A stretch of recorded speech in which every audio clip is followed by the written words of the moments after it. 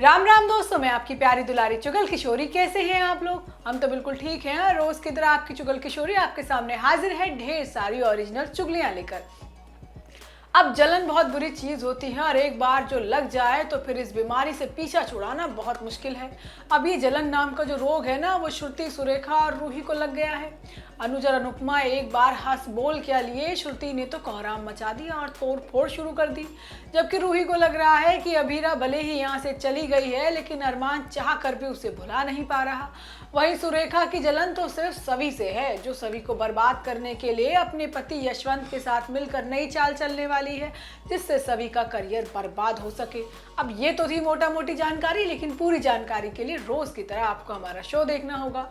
तो चलिए बिना देरी के पहले अनुपमा के सेट पर चलते हैं और जानते हैं कि आज के एपिसोड में आपको क्या खास देखने को मिलेगा।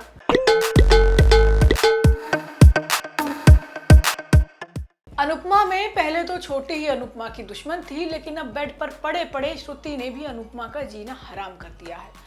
उसने तो अब जिद पकड़ ली है कि वे उसे शादी करनी है, वो भी अभी के अभी। अब अनुज भी नहीं समझ पा रहा है कि हो क्या रहा है, लेकिन छोटी इसका बदला अनुपमा से लेने वाली है और उसकी सारी मेहनत के टुकड़े टुकड़े करने वाली है। आज होता ये है कि अनुज अपने मन की कड़वी बात अनुपमा के मुंह पर बोल देता है कि भाई दीपू और उसकी जोड़ी बहुत अच्छी लगेगी। अब ये बात सुनकर अनुपमा को धक्का लगता है और वो अनुज को चुप रहने के लिए कह देती है। अब अनुपमा को दोबारा कुकिंग कंपटीशन में एंट्री मिल गई है तो वो खुश है, लेकिन अनुज को लग रहा है कि भाई वो दीपू से प्यार के इजहार के बाद खुश है। अब बात को संभालने के लिए अनुज हलवे की तारीफ करने लगता है। तो वहीं दूसरी तरफ अनुज और अनुपमा दोनों ही मिलकर श्रुति का ख्याल रख रहे हैं, लेकिन दोनों एक दूसरे की मदद भी कर रहे हैं और हंस बोल भी रहे हैं। अब दोनों की हंसी श्रुति के कानों में चुभ रही है और वो दोनों को अलग करने के लिए घर में ही तोड़फोड़ शुरू कर देती है और बेचैन होकर अनुज से शादी की बात करती है। लेकिन अनुज कहता है कि उसके लिए पहले ठीक से ठीक तो हो जाओ। अनुपमा को भी अजीब लगता है, जिसके बाद अनुपमा अपने कंपटीशन की तैयारी में लग जाती है, लेकिन उसे कहाँ अंग्रेजी सब्जियों के नाम पता नहीं होते, तो वो अनुज की मदद लेती है और एक डायरी में सब कुछ तैयार करवाती है, जिससे वो अच्छे तरीके से याद कर सके। अब अनुज उससे कहेगा कि ये लो अपना हथियार। अब अनुपमा भी कहेगी कि जिस तरह अर्जुन के लिए युद्ध में उसका धनुष था, वैसे ही मेरे लिए ये डायरी है। अब ये बातें गलती से छोटी के कानों में पहुंच जाती हैं और वो आगे आने वाले एपिसोड में अनुपमा के डायरी के चिथड़े करने वाली है। वही ये रिश्ता क्या कहलाता है में आज रूही और अरमान की जमकर क्लास लगी है और किसी को थप्पड़ पड़ा है तो किसी को धक्का लगा है। अरे मनीष ने अरमान और रूही दोनों की गलतियां उनके मुंह पर गिनवा दी हैं। वहीं अभीरा नए इल्जाम में फंसने वाली है और उसकी मदद भी अरमान करेगा। अब अभीरा को कैसे भी करके घर वापस लाना है, क्योंकि माधव का सवाल है। आज होता ये है कि मनीष को पता चल गया है कि रूही अरमान के साथ गुल खिला रही थी और अभीरा और अरमान के रिश्ते को तोड़ने की कोशिश कर रही थी। अब पहले तो मनीष स्वर्णा को खूब सुनाता है और फिर रूही को घर बुलाता है। अब मनीष रूही के सामने अपना रोना रो देती है कि अरमान ने अपने भाई के लिए अपने प्यार की कुर्बानी दे दी और अभीरा की जान बचाने के लिए 1 साल की शादी कर ली। वो पोदार परिवार का भी सारा हाल मनीष को बता देती है। तो वहीं दूसरी तरफ अरमान घबराया हुआ है, क्योंकि जिस मोहल्ले में अभीरा रहती है वहाँ आग लग गई है। अब जैसे ही बेचारा अरमान वहाँ पहुँचता है तो वहाँ अभीरा की दारू पार्टी चल रही है। अब अभीरा का ये अवतार देखकर अरमान परेशान हो जाता है और अकेले में बात करने के लिए कहता है, लेकिन अभीरा तो सबके सामने ही तमाशा करती है और अरमान से लिपट लिपट कर डांस करती है जैसे कोई नागिन हो। इसके बाद जो होता है, जिसे देखकर दिल में ठंडक पड़ गई है। अरे मनीष ने अरमान के गाल पर चांटा जड़ दिया है।